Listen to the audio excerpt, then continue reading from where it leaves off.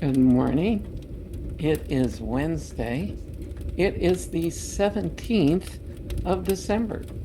And having completed our short review of Isaiah 9:6, today we move on into Luke 2:8 through 10.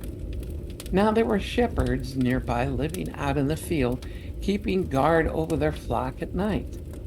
An angel of the Lord appeared to them, and the glory of the Lord shone around them, and they were absolutely terrified. But the angel said to them, "Do not be afraid. Listen carefully, for I proclaim to you good news that brings great joy to all people."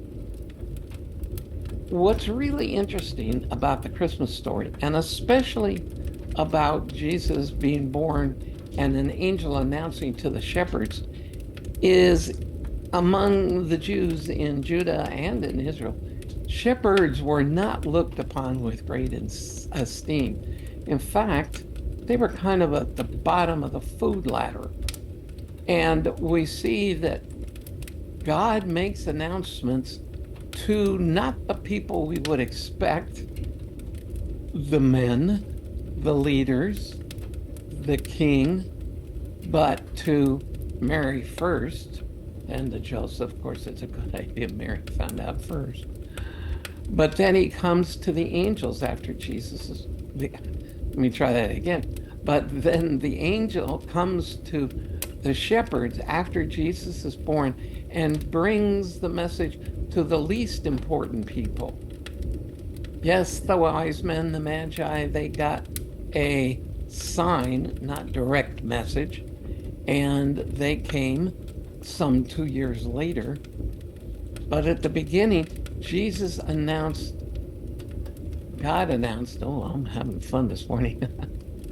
God announced through his angels that the baby was born to the common people and said that he was coming to everyone, to all people, not to the powers that be, but to everyone, and especially to the common person. Because, as you know, with the story of the wise men and Herod, the powers that be, whether it was Herod or later the Jewish leaders in Jesus' adulthood, were not interested in sharing power. They didn't care if it was God, just like the Jews have always struggled with not being impressed with their own wisdom rather than God's. And so the people that appreciated him were the people that most realized they needed him. As he said, he didn't come to the righteous, he came to the sinner, to the weak, to the poor, to the ill, because those are the ones that are open to him. In other words, those who recognize they need him.